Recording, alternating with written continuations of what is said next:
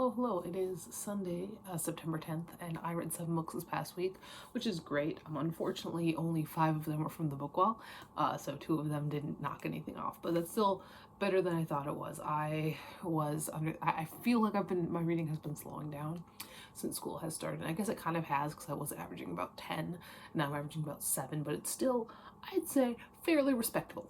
I am gonna have to really, this Christmas vacation I've already accepted. It's probably gonna be this big whole vlog series from the beginning of Christmas break to the 31st of me trying to finish my reading challenge. But let's see what I've read this past week. I'm also sick, so I feel like I'm gonna sneeze. All right, so the first thing I read is actually an arc. It comes out very soon, very soon. It is The Fragile Threads of Power by V.E. Schwab. I want to say it comes out in 3 days or something. When do you come out? Give me an actual date other than September. Okay, I don't know the exact date. I'll put it up on the screen. By the time this video goes up, it'll be out. But this is the first book in a sequel series to the Darker Shade, or the Shades of Magic trilogy, and I actually finished the Shades of Magic trilogy fairly recently. I think I read A Conjuring of Light earlier this year, and I was relatively excited because this is a big name arc. I won it from Goodreads. I wasn't expecting to win a big name arc from Goodreads because normally the books you win from Goodreads are not the big name arcs, so I was super pumped about that. But also the fact that I had just very recently read A Conjuring of Light, because normally it takes me years to go between sequels. This one was okay. I don't know, I don't get really jazzed about this series, about the first 3 books either. Basically what this is about, for some reason you don't know, it's about this world where there are these parallel Londons, and we follow, in the first series we follow this man who can jump between the worlds. He's one of 3 people who can, and now we're in the sequel series now, so we finished with the first main plot thing. I will say I still really like Alucard. I think he's a fun character. I really still don't care at all about Kettle and Lila. I just don't. I remember in the first book I thought they were kind of fun, but by book 2, by the time Alucard showed up, I was like, he's way more interesting. I also have the new characters. None of the new main characters really stuck out to me, but the side character, Nero, I'm interested in him. I'm interested to see because I feel like he seems like a big character right now, but I feel like he'll become more important. I don't know. But I do intend to continue the series. I also intend to repurchase the series at some point when the new paperback set comes out that matches this. I got rid of all my other ones. Were the other covers better? I guess, yeah, but I'd rather they all match, I guess. I gave it 4 out of 5 stars. Like I said, it was fine, it was good. I just don't get super excited about this. This next book I read, this one was one I was super pumped about, because if there is a way to get me to buy a book, it is to compare it to Lord of the Flies, which is my favorite classic. It's the only book I collect multiple editions of. And so I picked up Boys in the Valley by Philip Fracassi. I liked it. I really did. It wasn't my favorite of favorites. I kind of was expecting it to be one of my top favorite books of the year. It's not. But this is takes place in the early 1900s. It follows these orphan boys, and there's a big blizzard on the horizon when these men from the town, they bring in this guy who needs medical help, and they were the closest people, but it's not just something medical wrong with him, there's some kind of demony wrong with him too, and the orphanage is run by priests and stuff. I liked it. I'd like to reread it. I think I would. This is one that I would really like to reread, because there's a lot going on. There's a lot that I think there's a lot to see here. I think my main problem with this book was that in the first couple of chapters, I kept having to go back to the first 2 chapters where they introduce everybody, because I shit you not, they're 30 characters, and they all have the blandest, most American names possible. There's a Benjamin, there's a David, there's a Peter, they're all the very white bread kind of names, so none of them really stuck out. Once they started all dying off, it got a little bit easier, but at the way beginning, I kept having to flip back.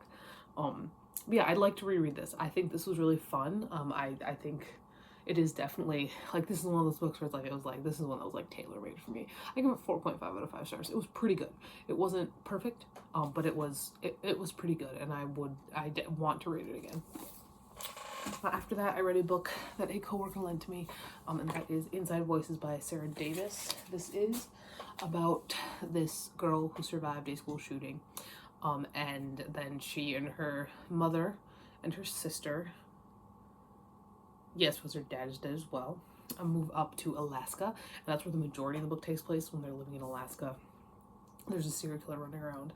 I have a couple like nitpicky things about this. The reason I read this, the reason this was lent to me, is because this is a relatively local author. She's from North Dakota, which is fun. That's fun. You know who else is from North Dakota? Which actually really shocked me, because I followed her because she was from North Dakota and she was like nuts or something. Piper CJ. Yeah. I followed her on TikTok before I knew that she was an author, because I saw her when Roe v. Wade got overturned. She made a post about living in North Dakota. I was like, oh, North Dakota, I can't follow. What the hell? Anyway, one thing. So talking about the school shooting thing, I've also written a school shooting book. It's Columbiner. This wasn't really a school shooting book. The school shooting was backdrop. It was like it helped inform how the character acted and stuff like that. But I don't remember exactly how many people the author said died in this massacre, but holy, it was a high number. Like, I'm talking like the Las Vegas, Nevada, beat like starting to challenge that. Like, it was a high number, and most are not that high. Like, when they get that high, that's when it starts getting like attention. That was the main thing. I think I was like, holy shit, because I've done a lot of research into this, because like I also wrote a book about Columbiner, and so that was a weird thing. There was something else that was the big thing. I thought there was a lot of fun polar bear stuff. I thought was fun. I don't know. I like the polar bear stuff. That was cool. Yeah, the writing was decent. It was okay. It was a pretty alright thriller. It did have a twist that I feel like I should have seen coming, but didn't. And when talking to my coworker, I was like, yeah, I didn't see that coming. She's like, I didn't either. It's like, it's the one that you feel like once you read it, you're like, oh, yeah, okay, this makes sense. I should have seen this coming, but you never did. So that was kind of cool. I like that. I gave it 3 out of 5 stars. It was perfectly serviceable. It was fine. Yeah, I did read it. Unfortunately, it was not from the book wall, so just gave me a tick up on my reading challenge, but did not affect my book wall at all. After that, I read a graphic novel. That is the second volume of Check Please, Sticks and Scones. I read this actually first on Tumblr, and then I read the first volume when it came out, and then I waited several years to read this one, as I do with series. But this is like, okay, so you know Heartstopper. You take that, you make it American, put it in college, and then add hockey. That's what this is. That's what this is about. That's what this is. This dealt actually, I feel like a lot more serious stuff than the first volume. I could be misremembering, but this dealt with Biddy coming out to his parents, and this dealt with like some of the stress and harshness of like being like a pro athlete with this, because Jack's in the NHL in this one, and yeah, I thought it was a lot more dramatic than the first one was. The art style is adorable. Here it is. It's super cute. It's a great series. It's very like, it's also very like, there's some language, but it's very PG. Like, it's not at all like inappropriate. Like, I'm like, you would be safe stalking this in a high school library, I would say.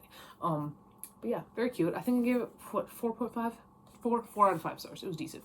After that, I read something off my Kindle, which was like this little, like, I wouldn't say short story because it was nonfiction. It was this little, like, snippet, and it's How Serial Rapists Target Their Victims by Linda Fairstein.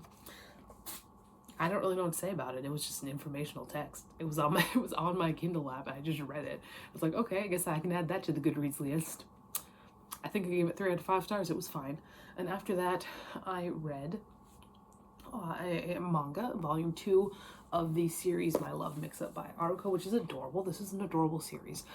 So this follows this is one of the times where it's like comedy romance can 100% be like enhanced with miscommunication, because this entire thing is built on miscommunication. This one I got a little bit tired sometimes, I think. This man needs to stop. He keeps ruining everything. It's kind of hilarious. No, this follows this guy who accidentally leads this guy to think that he has a crush on him, and then of course they actually fall in love. It's cute. It's cute. It's a cute series. I read the first volume twice. This one I like more than the first volume. I think it's got a really nice art style. I'm excited to continue on. I don't know how long this series can be. I'm not gonna lie. I feel like it's got to be shorter. I don't know how many volumes are out right now. I'll put it up on the screen, but I don't know. I did read it though. It was cute. It was a good time. And after that, I read my first larocca. He's been kind of blown up on the horror train. In like Twitter, TikTok, stuff like that. And I didn't read his first book. I intend to still. It looks interesting. But I read You've Lost a Lot of Blood, which is, I don't even know how to explain this. Basically, this fall, it's about these two men who were in a relationship. I believe one of them killed the other, but we also see one of their novellas, one of the novels that one of these men had published. And this, most of the only actual plot is in the novella. And I enjoyed the novella. I thought it was really fun. A lot of reviews that I read are like, where's the actual point of this book? And I would agree with that sentiment. Like, there's no real point to the book to the novella. Sure, the novella included within, there's a plot and there is a point. I don't know. A lot of it though, a lot of stuff that was not the novella was another situation where I was like, kind of like with a certain hunger. I was like, I just mostly want to be reading Exquisite Corpse right now, because I don't know, that's maybe my new standard for horror novels that involve cannibal, like death and sex. That's my new standard, because a certain hunger wasn't homosexual at all. This one is. But so it's like, I just want to be reading Exquisite Corpse again. This one not to the extent that I was feeling with a certain hunger, but still to a certain extent. I thought it was interesting. Like I said, I do intend to read more of his books. I think he's an interesting author. Maybe this needs a reread. Maybe I'm just didn't read it well enough. But I did like the novella included. I don't know. I give it 4 out of 5 stars. Currently, I'm reading a book about my favorite thing in the world. That's the French Revolution. I'm reading Fatal Purity, Robespierre and the French Revolution by Ruth Skur. I'm like 100 pages in. This is deceptively large. It looks huge, but after you get out of the notes, there's like 350 pages left, and the pages are so thick. Like, it's deceptively, it's only 30 50 pages long, so I should be able to finish it before too long. But yeah, those are what I read this past week. Let me lift them up.